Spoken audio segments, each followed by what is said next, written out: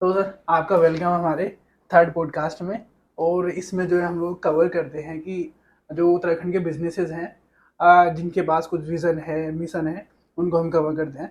तो सबसे पहले आप अपने बारे में बताइए कि जो आपका ये बिजनेस है फिजियोथेरेपिस्ट का हल्द्वानी में, वो किस तरह से यूनिक है, किस तरह से आपका विज़न है, क्या मिशन है। मेरा नाम डॉक्टर दानिश खान है और मेरा यहाँ पे अपना क्लिनिक है डॉक्टर दानिश वेलनेस क्लिनिक के नाम से, जिसमें हम वेलनेस पे काम करते हैं।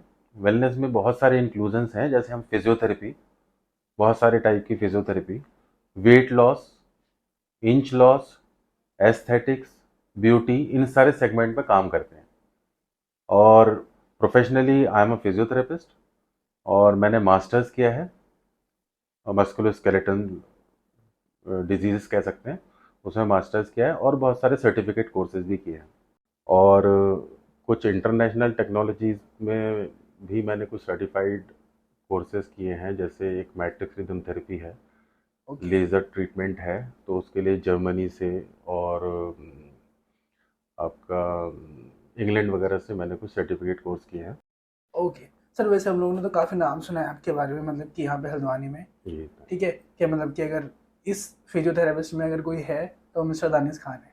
ठीक है, तो आप अपना विजन एंड मिशन बताइए यहाँ पे कि आप दूसरों से किस तरह से अलग है। जैसे कि आपने बोला कि मैंने जो जो इंटरनेशनली कुछ आपने सर्टिफिकेशन किया है, तो वो आप यहाँ पे कैसे लेके आए, क्या चीज़ें करी, उसके बारे में विजन एंड मिशन बताइए। देखिए दामू जी, हमारा विज़न तो यह है कि पेन फ्री इंडिया। ओके। हाँ, हमारा विज़न है कि इंडिया में पेन को ख़त्म तो नहीं कर सकते, लेकिन मैक्सिमम लोग पेन जितना कम से कम पे रहें और हम पेन को कम से कम करने की कोशिश करें। ओके। हमारा जो मेन काम है, जो मेरी स्पेशलिटी भी है, वो भी पेन मैनेजमेंट पे ही है। ओके। हाँ, और इसी के लिए मैं थोड़ा सा घूमता फिरता रहता हूँ, कुछ कॉन्फ्रेंसेस करता रहता हूँ कि मुझे नई नई चीज़ें मिले कि जिससे मैं पेन मैनेजमेंट को और इजी कर पाऊँ, और जिन कामों में हमें पहले बहुत टाइम लगता था, उन कामों को हम थोड़ा जल्दी जल्दी कर पाएँ टेक्नोलॉजी के थ्रू। ओके सर, जैसे कि आपने बताया कि जैसे कि आप करने को कहीं भी कर सकते थे, लेकिन आपने जो उत्तराखंड का हल्द्वानी शहरी की चुना। देखिए, मेरी जन्मस्थली है, ओके। अब मेरी कर्मभूमि है ये। मैं यहाँ पैदा हुआ, मेरे पिताजी यहाँ पैदा हुए, और मुझे कुछ खास लगाव तो है ही, भाई अपनी जगह से लगाव होता है। हम्म। इसलिए मैंने हल्द्वानी में स्टार्ट किया और हमें बहुत अच्छा रिस्पांस मिला और हम टचवुड बहुत अच्छा कर रहे हैं। ओके, तो सर अभी भी बेसिकली आपके पास जैसे कुमाऊं एरिया के ही जो मतलब कि पेन से रिलेटेड लोग आते हैं, फिर ऑल इंडिया से आते हैं। देखिए, मैक्सिमम पेशेंट तो हमारे पास कुमाऊं से हैं और उत्तराखंड पूरे से ही हैं, देहरादून वगैरह से भी, गढ़वाल से भी पेशेंट आते हैं। दिल्ली के काफ़ी पेशेंट हैं, एनसीआर, नोएडा, दिल्ली सारे। और कुछ पेशेंट हमारे पास ऐसे भी हैं जो जैसे महाराष्ट्र से भी कुछ पेशेंट आते हैं, गुजरात से भी पेशेंट हैं, क्योंकि हमारे उत्तराखंड के लोग पूरी दुनिया में बसे हैं। ओके। तो जैसे हमने कोई पेशेंट यहाँ ट्रीट किए और उनका कोई रिलेटिव मुंबई में है या दिल्ली में है, तो वो उनको फीडबैक देते हैं, "भाई मैं यहाँ से ठीक हुआ या हुई", तो वो हमारे पास आते हैं, तो उनका भी ट्रीटमेंट करते हैं। और बाकी मार्केटिंग हमारी थोड़ी चलती है, तो उससे भी पेशेंट आते हैं। ओके सर, तो जैसे कि आपने बोला कि मतलब कि महाराष्ट्र से वगैरह से भी यहाँ पे आते हैं, तो मतलब कि आपके पास कुछ ऐसी टेक्नोलॉजी होगी ना, जैसे कि आपने कहा था कि मैंने जर्मनी और कुछ जो आउट ऑफ इंडिया से जो है सर्टिफिकेशन किए हैं, तो कुछ आपके पास ऐसी कोई टेक्नोलॉजी है जो कि सिर्फ आपके पास ही होती है यहाँ पे, दैट्स वाई लोग आते होंगे। बिल्कुल, हमारे पास काफ़ी ऐसी टेक्नोलॉजी हैं जिसमें हम थोड़ा सा पायनियर टाइप के हैं। एक टेक्नोलॉजी है जो इंडिया में लॉन्च हुई थी 2013 में ओके। और महाराष्ट्र में लॉन्च हुई थी। उसको 2014 में 14 में हमने उत्तराखंड में लॉन्च किया था। उसके लिए मैं जर्मनी गया था, उसकी ट्रेनिंग की और वहाँ से वो टेक्नोलॉजी हम लेके आए। और उसमें हमें 2015 में सबसे ज़्यादा पेशेंट ट्रीट करने का एक अवार्ड भी मिला था। ओके। तो इसलिए थोड़ा सा प्रिसाइज काम करते हैं, पेशेंट जैसा है टेक्नोलॉजी का कि उसको फिजियोथेरेपी में यूज़ करना चाहिए, थोड़ा एक थ्रिल आता है। ओके। तो इसीलिए चलता रहता है अपना। Okay sir. सर जैसे कि आपने कहा था कि आपका मतलब कि जनरल बेस को टेक्नोलॉजी आप जो है यहाँ पे ऑपरेट करते हैं, तो सर इस ब्रांड को आपने कब स्टार्ट किया था, और इसको मतलब कि स्टार्ट करने के पीछे कुछ ऐसा होता है कि कुछ चीज़ें आपको इंस्पायर करती हैं, तो वो क्या क्या चीज़ें थी आपको मतलब कि इसको स्टार्ट करने के लिए। देखिए, मैंने अपना जो क्लिनिक स्टार्ट किया वो 2007 में स्टार्ट किया, लेकिन मैं उस टाइम कहीं एक हॉस्पिटल के साथ अटैच था, तो मैं बहुत खुल के काम नहीं कर पा रहा था। ओके। फिर मैंने 2009 में अपना क्लिनिक स्टार्ट किया, और जब मैंने स्टार्ट किया था तो फिजियोथेरेपी की हालत, सॉरी टू से, मतलब बहुत अच्छी नहीं थी उस टाइम में, क्योंकि इतनी अवेयरनेस भी नहीं थी हम्म।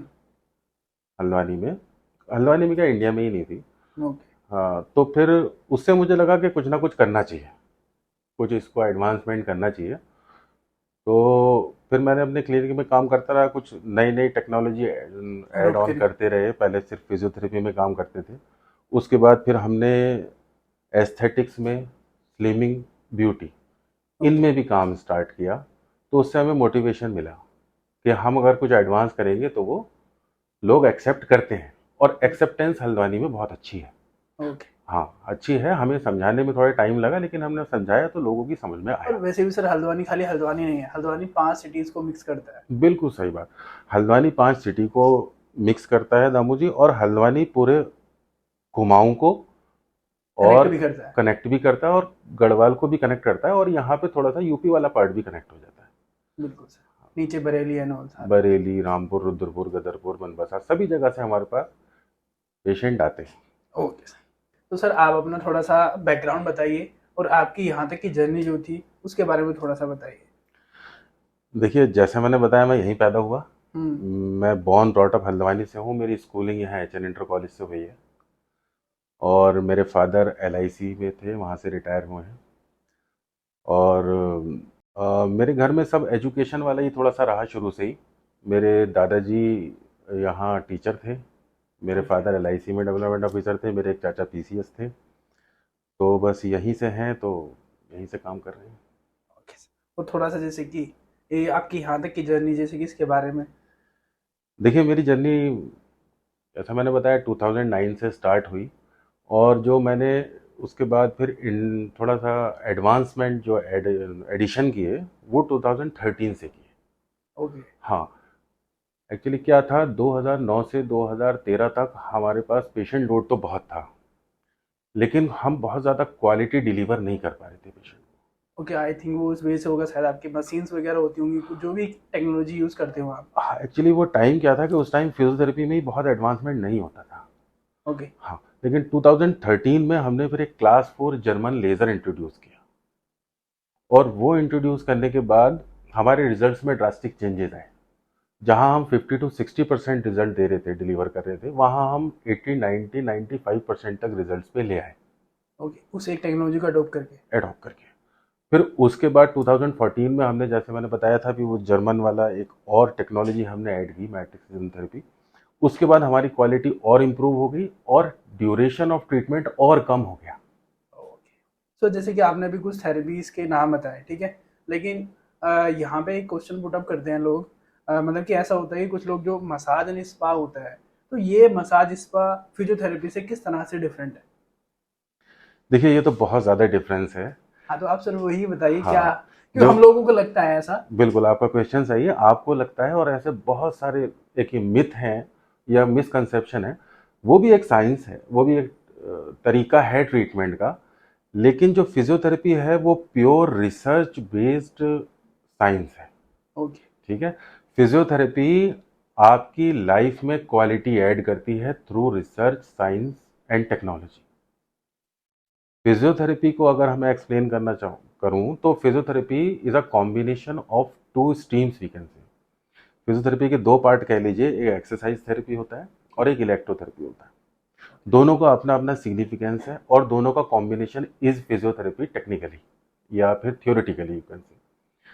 तो इलेक्ट्रोथेरेपी में जो भी ये एडवांस मशीन्स या जो भी मशीन्स यूज होती हैं, दैट इज इलेक्ट्रोथेरेपी। और इसके साथ एक्सरसाइज थेरेपी, जैसे कहीं मसल वीकनेस है, हम्म। स्टिफनेस है, बहुत सारे टाइप की एक्सरसाइजेस होती हैं, उनको कंबाइन करके फिजियोथेरेपी बनती है। मसाज एंड स्पा कुछ पर्टिकुलर चीज़ों में काम करता है। जैसे सर मसाज और स्पाज में भी ये सारी टेक्नोलॉजी है, जैसे कि डीप टिश्यू है, मैट्रिक्स लेजर, आई थिंक ये सब होता है।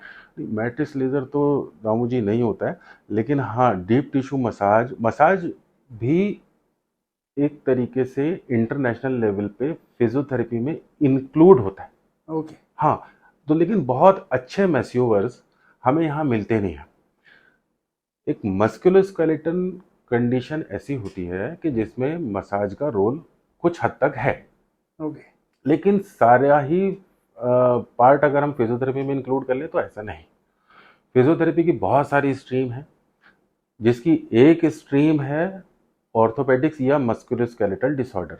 उसमें आप मसाज से कंपेयर करते हैं, लेकिन फिजियोथेरेपी न्यूरोलॉजी में होती है, यस। गायनेकोलॉजी में होती है, कार्डियोथोरेसिक कंडीशंस में होती है, इवन अब वेटेनरी में भी फिजियोथेरेपी बहुत ज़्यादा स्कोप में है। मीन्स जानवरों के लिए। जानवरों के लिए भी? जी, अब जानवरों के लिए भी फिजियोथेरेपी होती है। इंडिया में अभी उतना कल्चर नहीं है, लेकिन जहाँ पे कैटल इंडस्ट्री ज़्यादा है, जैसे डेनमार्क, हम्म। जैसे ऑस्ट्रेलिया और जर्मनी में हॉर्सेस का बहुत ज़्यादा वो है। जी। हाँ, और कैटल फील्ड जो ये काव और ये सब चीज़ें ज़्यादा है, स्विट्ज़रलैंड में है। तो यहाँ पे उन जानवरों की बहुत ज़्यादा देखभाल होती है और उनमें वहाँ पे फिजियोथेरेपी कराई जाती है। कराई जाती है जानवरों। तो सर जैसे कि हम लोग बात कर रहे थे कुछ मतलब कि थेरेपीज़ के बारे में, तो सर आप यहाँ पे कुछ नाम बताइए कि किस किस तरह की जो थेरेपी होती है फिजियोथेरेपिस्ट बिजनेस में। और आप जैसे कि मान के चलिए आपके पास कोई पेशेंट आते हैं, तो आप उसमें कैसे मतलब कि उनके लिए प्लान बनाते हैं कि इसके लिए ये थेरेपी बेहतर है, तो उसके बारे में बताइए थोड़ा सा। देखिए, अब फिजियोथेरेपी इतनी ज़्यादा वास्ट और ब्रॉड हो गई है कि फिजियोथेरेपी में अब बहुत सारी ब्रांचेस, स्पेशलिटी और थेरेपीज ऐड हो गई हैं। मैंने 2002 में कॉलेज में एडमिशन लिया। मैं 2002 to 6 बैच का पास आउट हूँ। ओके। उस टाइम में फिजियोथेरेपी के नाम पे बहुत कम मोडेलिटीज़, बहुत कम टेक्नोलॉजीज़ हुआ करती थी। अब सारी ही ब्रांचेस में बहुत स्पेशलिटी हो गई है। जैसे मशीन्स में तो बहुत ज़्यादा डेवलपमेंट हुआ है। हम्म। जैसे शॉक वेव, लेज़र के बहुत सारे टाइप्स आ गए हैं, अलग अलग वॉट्स के लेज़र आ गए हैं। उनका पेनिट्रेशन, उनकी इंटेंसिटी, उनकी फ्रीक्वेंसी बहुत ज़्यादा वेरी करने लगी है। ओके। बहुत सारे सेल्यूलर बेस्ड मोडेलिटीज़ आ गई हैं। ओके, तो सर ये सब मतलब कि टेक्निक्स हैं ये फिजियोथेरेपी। सब टेक्निक्स हैं फिजियोथेरेपी की, एडवांस टेक्निक्स हैं। मैनुअल थेरेपी एक अलग सेगमेंट बन गया है, जिसमें मैन्युपुलेशन, कायरोप्रैक्टिक सुना होगा आपने, कट कट करके जो आवाज़ वाला होता है। ओके। हाँ, दैट इज कायरोप्रैक्टिक। और मसल एमएफआर टेक्निक्स आ गई हैं। तो बहुत सारी चेंजेस, बहुत सारे एडवांसमेंट हो गए हैं। अब फिजियोथेरेपी एक बहुत बड़ा टर्म बन गया है और हमारी कोशिश रहती है कि हम सभी को इस्तेमाल करके लोगों की सेवा कर पाएँ। तो सर आप जैसे कि आपके पास इतनी सारी टेक्निक्स हैं, जैसे कि सपोज दैट कोई बंदा आता है आपके पास, हाँ, तो ये आप आपका कैसे क्वेश्चन, मतलब कि डिसाइड करते हैं कि कौन सी किसके लिए ये बेहतर है? बढ़िया क्वेश्चन है। देखिए, उसमें डिसाइडिंग फैक्टर बहुत सारे होते हैं। बिल्कुल। फिजियोथेरेपी इज नॉट लाइक कि पेशेंट आया और आपने लेटाया और आप स्टार्ट हो गए। बिल्कुल। Physiotherapy is a proper science. Treatment के लिए आपको पहले डायग्नोज करना पड़ता है और उस डायग्नोसिस के लिए बहुत सारे टूल्स होते हैं। उसके लिए आपको थॉरली पेशेंट को एसेस करना पड़ता है।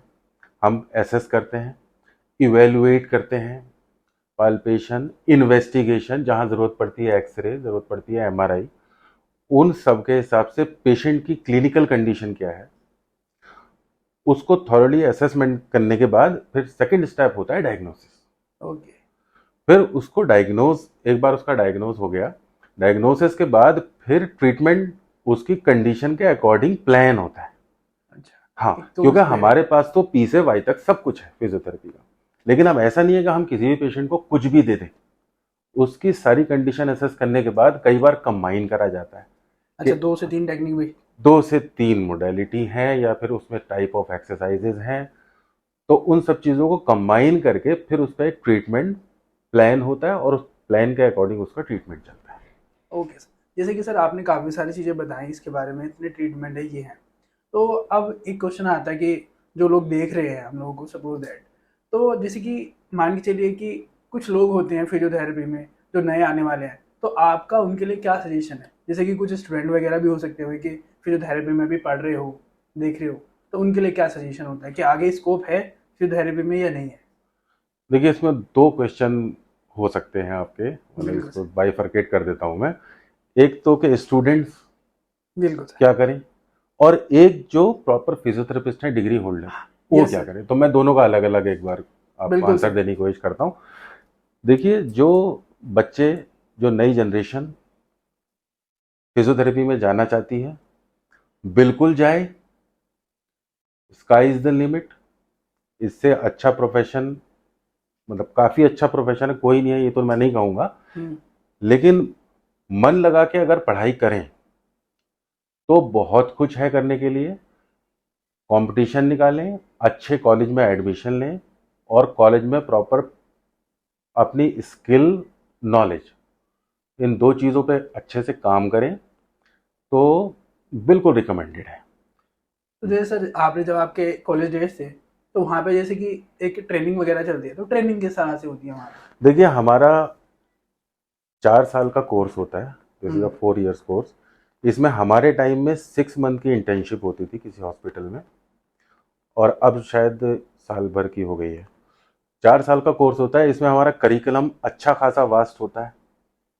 हम लोग पूरी एनाटमी, फिजियोलॉजी, बायोकेमिस्ट्री, बायोमैकेनिक्स, पूरी ऑर्थोपेडिक्स, न्यूरोलॉजी, ईएनटी, गाइनी, पीडिया, सब पढ़ते हैं। ओके। उसके बाद फिर इन सब का पीटी पार्ट पढ़ते हैं। तो हमें पढ़ना तो बहुत पड़ता है। तो वो सब अगर आपने कॉलेज में अच्छे से किया है तो फिर आप क्लिनिकल प्रैक्टिस में या फिर जॉब में या फिर जब आप प्रोफेशन में आते हैं तो मुझे लगता है आप ज़्यादा कॉन्फिडेंट रहते हैं और चीज़ों को अच्छे से कर पाते हैं। ठीक है सर। अब आप उसके बारे में बताइए कि जो आप फिजियोथेरेपिस्ट जो ऑलरेडी बिजनेस में हैं उनके लिए क्या सजेशन रहेगा कि मतलब कि?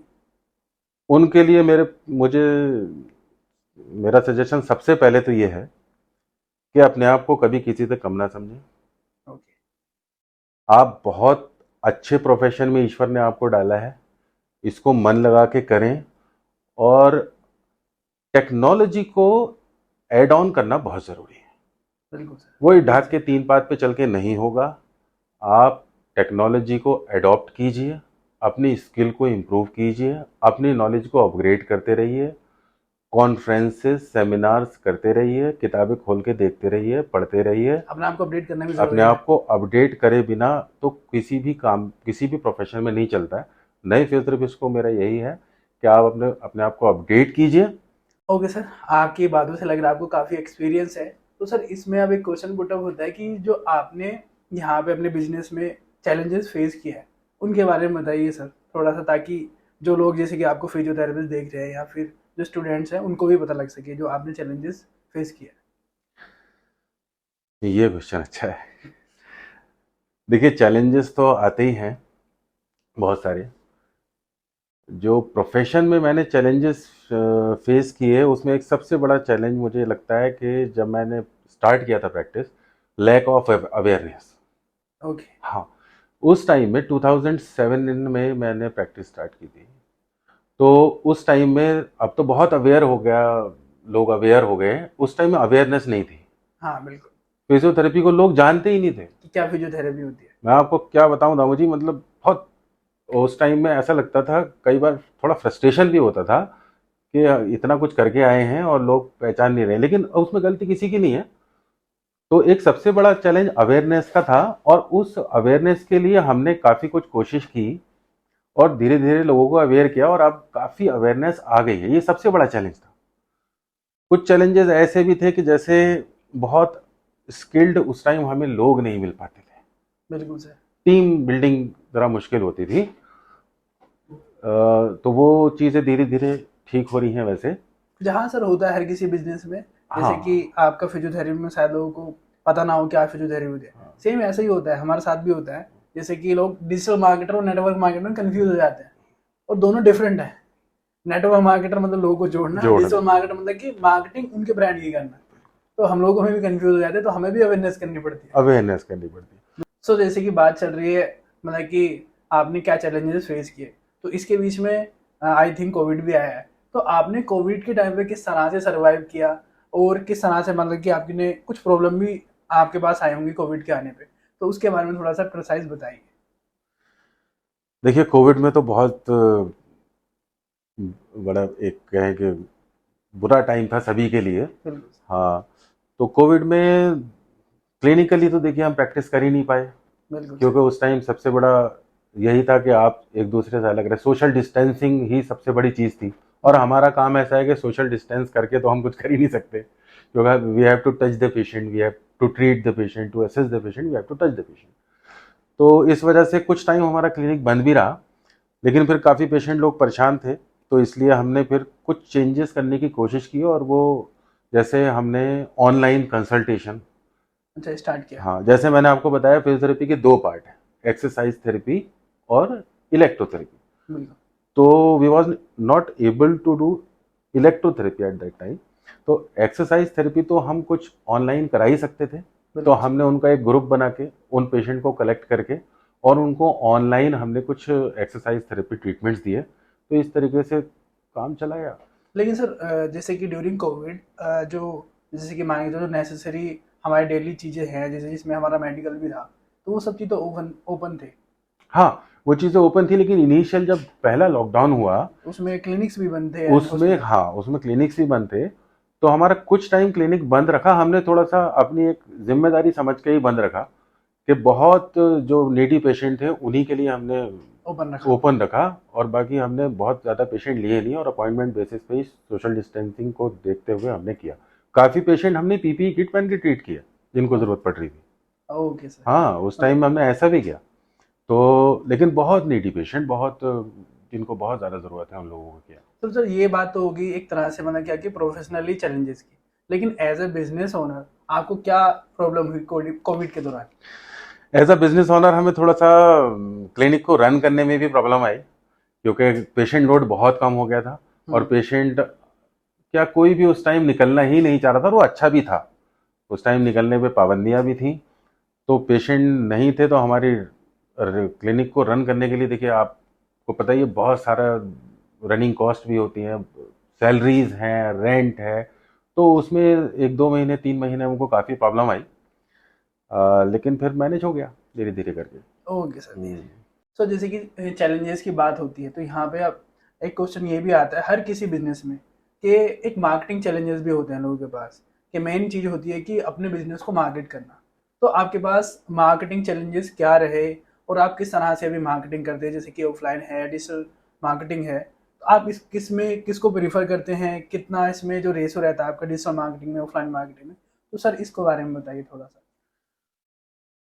देखिए दामू जी, मुझे लगता है मार्केटिंग किसी भी बिजनेस की बैकबोन है।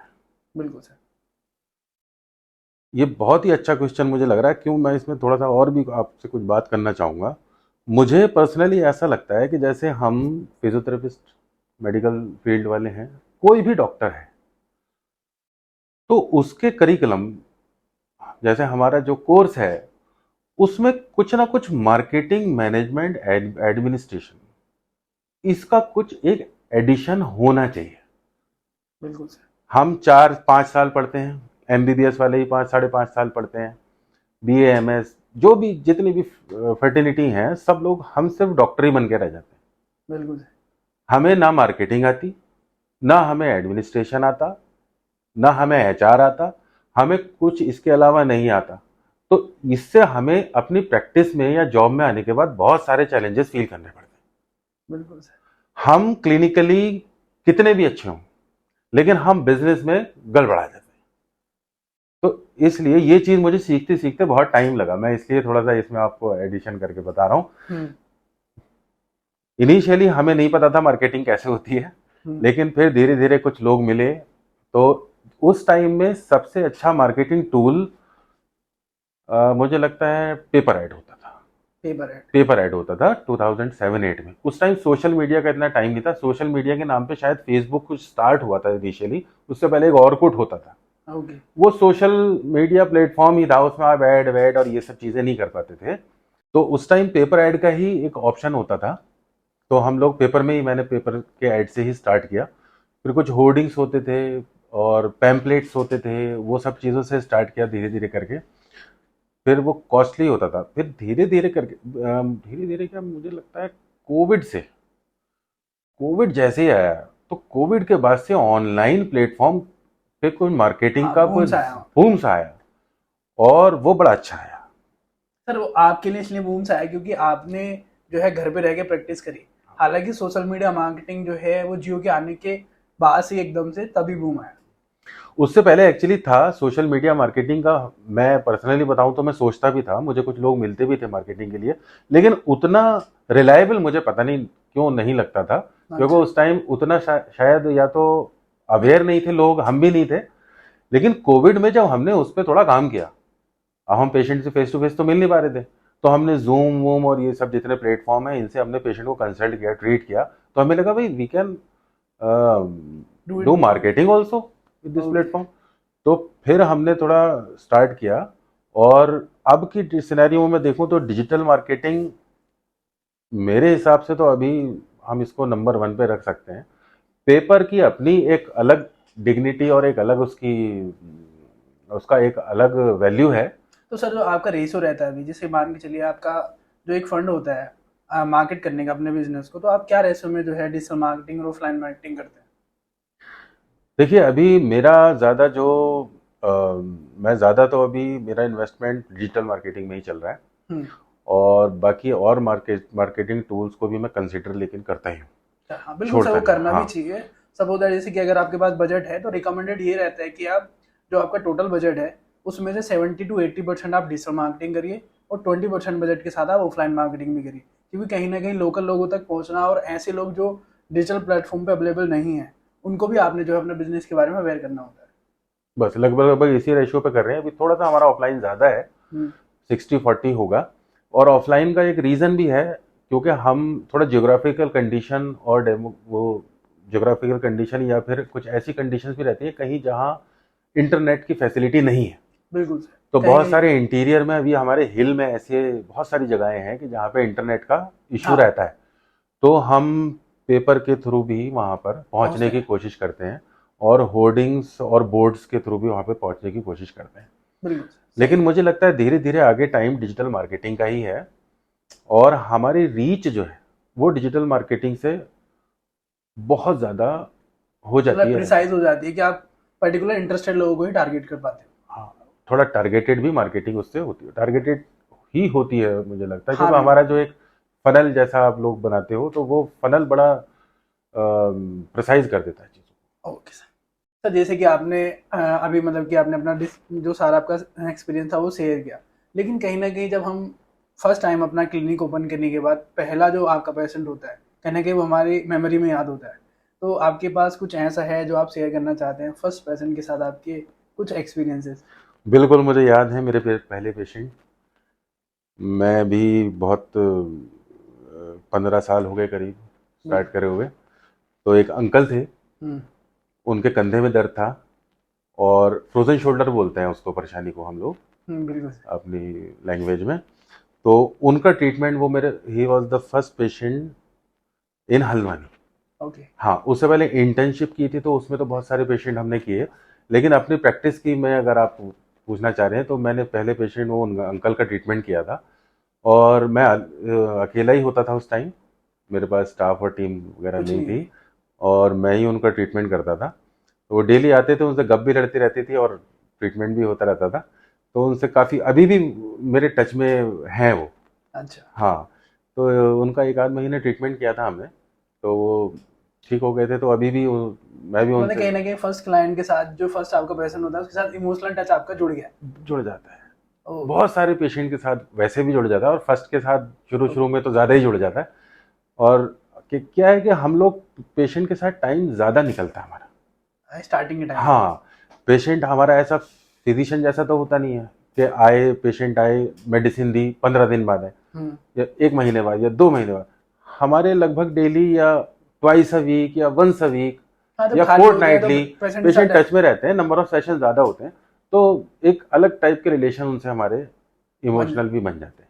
है। सर जैसे कि अगर पेशेंट की बात आ रही है, जैसे कि आपने बोला कि मेरे पास कुमाऊं एरिया के भी पेशेंट है, कुछ Noida and out of Uttarakhand के भी है, तो इन लोगों में डिफरेंस क्या है? देखिए लोगों में तो कोई डिफरेंस नहीं है, लोग तो सब जगह के एक ही जैसे लेकिन होते सर हैं। थोड़ा सा होता है और कि मतलब कि हाँ, कुछ डिमांड में होता है, कुछ इन चीज़ों में होता है।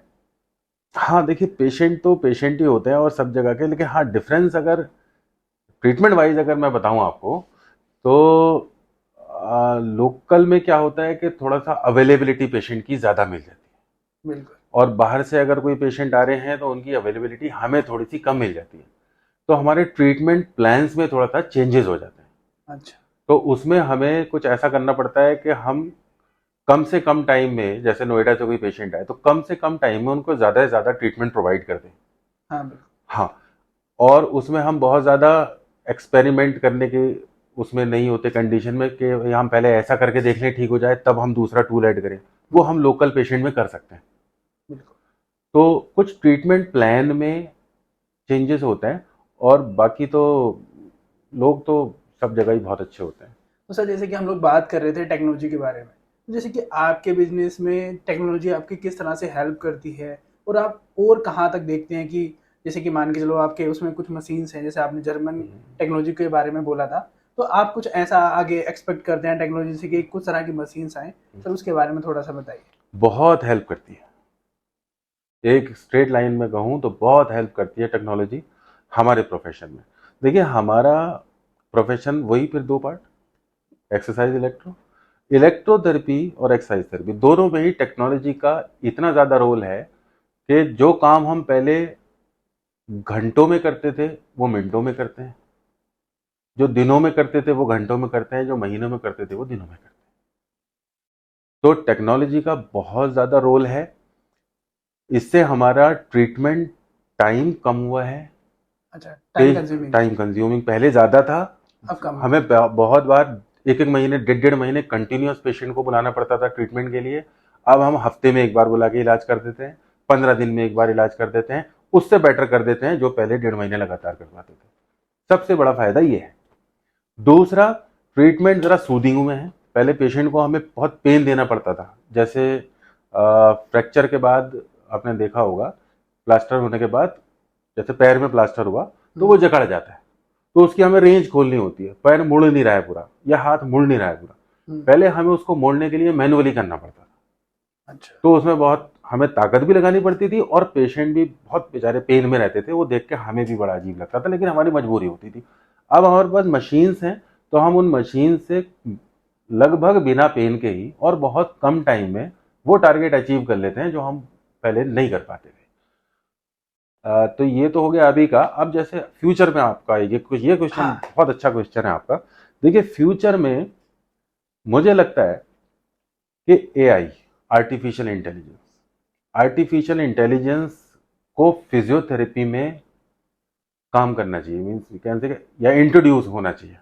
अच्छा। हाँ, फिजियोथेरेपी में अभी कुछ थोड़े से हर्डल हैं कि जैसे हमें पेशेंट के टच में ही आना पड़ेगा। बिल्कुल।